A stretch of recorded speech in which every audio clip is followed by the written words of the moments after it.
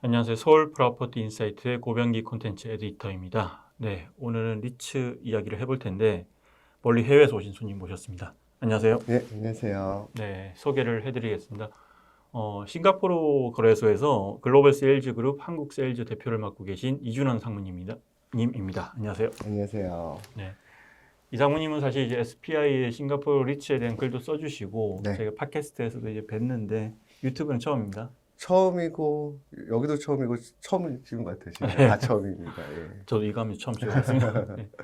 네. 어쨌든 뭐 예상하시겠지만 싱가포르 거래소에서 오셨기 때문에 싱가포르 리츠에 대한 이야기를 해볼 거예요. 근데 싱가포르 리츠는 사실 이제 2000년대 초반에 네, 한국과 비슷한 시기에 시기. 도입됐지만 모든 리츠가 지금 한 35개, 40개 정도 되죠? 지금 올라가 있는 거로는 44개인데, 아, 그렇군요. 예, 저희도 약간 이제 문제가 있는 거 빼면은 음. 한 44개라고 보시면 되겠, 네. 43개라고 보시면 되겠습니다.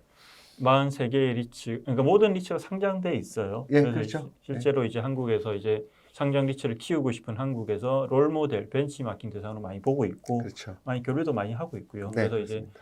또 아마 개인적으로 투자를 하신 분들도 꽤 있을 거라고 보는데 네, 싱가포르 리츠에 대해서 오늘 좀 상세하게 얘기를 좀 해보려고 합니다. 네, 저희가 한 4부 정도, 4부 정도 나눠서 이야기를 해볼 텐데 첫 번째는 일단 싱가포르 리츠에 대한 뭐 모르는 사람들 많을 테니까 네, 아주 뭐 이 싱가포르 리츠를 이해할 수 있는 태동부터 발전까지 그 역사에 대한 이야기를 좀 해보려고 해요. 네. 비슷한 시기 시작했죠. 그렇죠. 언제부터 시작했죠? 저희가 2002년부터 시작을 음. 했습니다. 예.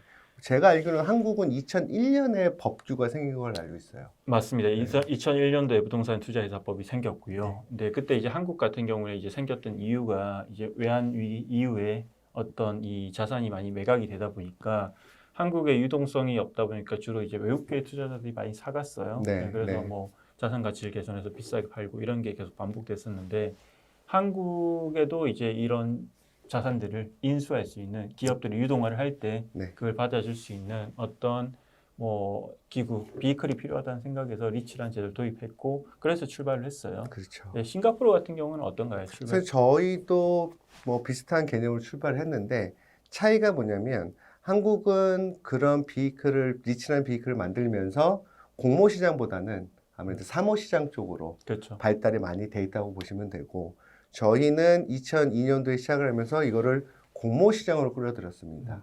그래서 이제 리츠라는 개념의 사모 시장은 저희는 있을 수는 없고요.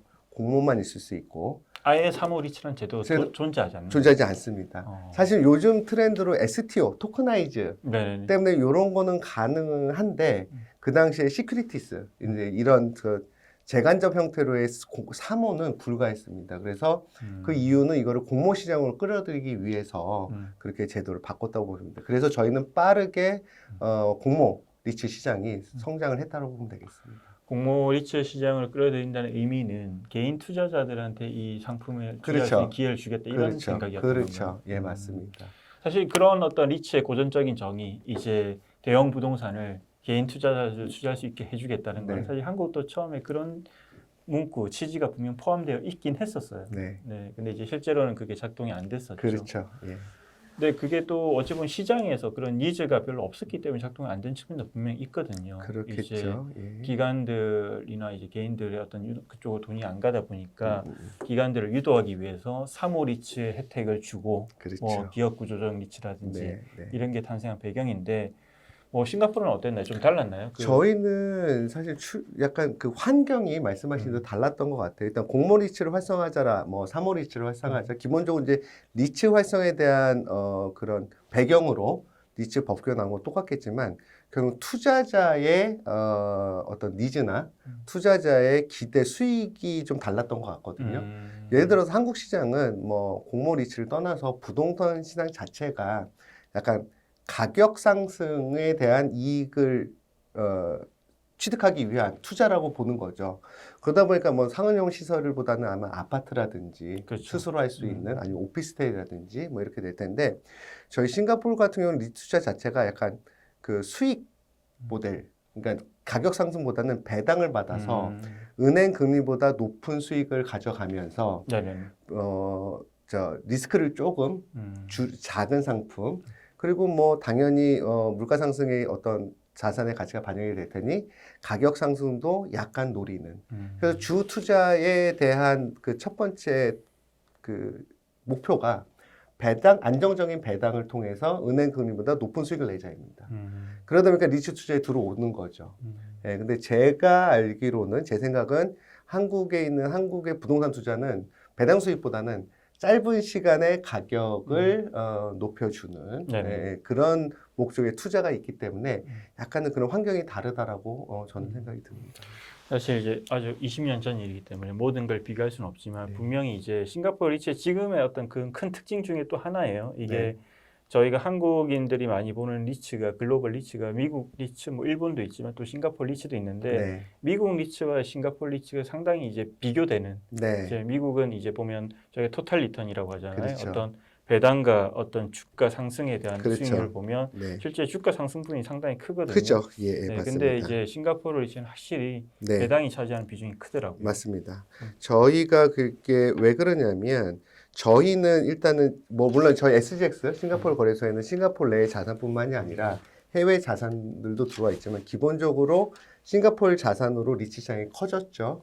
예, 그런데 아시다시피 싱가포르는 나라가 가지고 소유한 땅이 한 80% 이상입니다. 그러니까 사유지는 20% 이하로 떨어지고 있고 그러다 보니까 어떤 이 자산의 오피스 빌딩이든 리테일 빌딩이든 이런 가치가 땅값에 올라가는 것보다는 그냥 정말 빌딩의 가치라든지 인플레이션 효과 정도밖에 없는 거죠. 그걸 어떻게 운영하느냐가 중요하죠. 그렇죠. 어떻게 이제 리노베이션하고 키 테넌트를 어떻게 갖고 올 거냐, 뭐 이 론 같은 그 금리를 잘 조정을 해서 이 리츠 투자자들에게 수익을 전달해 줄 거냐 이런 쪽에 포커스가 맞춰져 있기 때문에 되게 자연스럽게 운영이라는 측면이 되게 발달할 수밖에 없겠네요. 근데 미국은 한국이랑 똑같이 이제 사유지이기 때문에 당연히 뭐 예서 여기 들어온다 또는 뭐 여기에서 무슨 어떤 단지가 형성이 된다 그러면 땅값이 상승하면서 이 자산의 가치가 상승을 하는 거죠.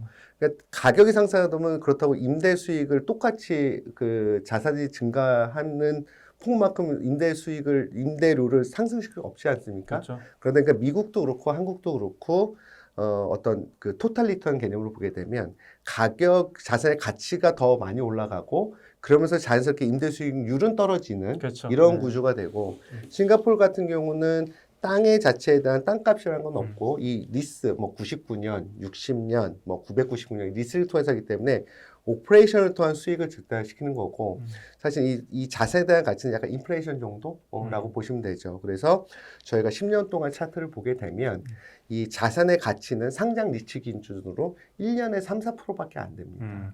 그럼 실제로 이제 미국을 보면 이 주가도 되게 급하게 오르잖아요. 크게 오르는데 싱가포르는 약간 그것도 그런 현상은 없겠네요. 네, 이게 이제 또 두 가지 측면을 볼 수 있는데 이런 첫 번째 측면은 지금 드렸던 가격 상승보다는 배당을 하는 그런 구조적인 땅이 나라 거기 때문에 이런 게 있고 두 번째로 기본적으로 이 리츠를 기초로 하고 있는 주식이긴 하지만 그래도 주식이거든요. 그러니까 대표 주가의 흐름으로 리츠의 가격도 움직입니다. 예를 들면 과거 코로나가 막 시작이 됐던 2000년도 초반 때 모든 나라의 주가 지수가 다 빠졌습니다. 그렇죠. 그리고 한 3, 4개월 지나서 이제 4차 산업이든 뭐 언택트 기업들이 이제 드라이브를 걸면서 주가들이 쫙 올라갔습니다. 그래서 웬만한 국가들이 한국 포함해서 코로나 직전 전고점을 넘어섰고 요즘 좀 빠졌지만 작년까지 그리고 다 역사상 최고점을 찍고 있는데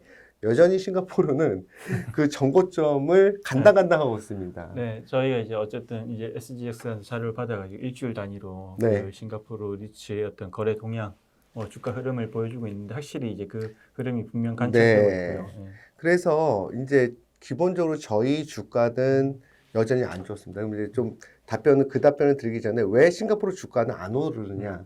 사실은 그 나라의 경제거든요.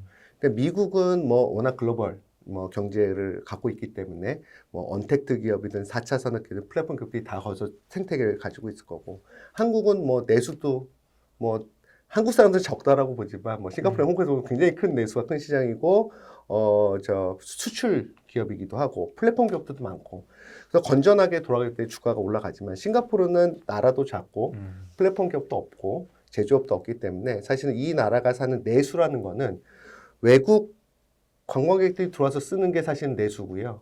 그다음에 행사, 마이스라고 하죠. 뭐 이벤트, 행사, 포럼 이런 거를 통해서 이게 아우러진 내수인데 과거 2년 동안 국경이 닫혀 있기 때문에 이 주가 지수라는 경제가 발전을 못 합니다. 실제로 이제 싱가포르 리츠의 IR 자료들을 보면 그 이제 출입국 관련 내용들이 되게 굉장히 많아요. 많이 네, 나옵니다. 네, 네. 예, 그게 비단 네.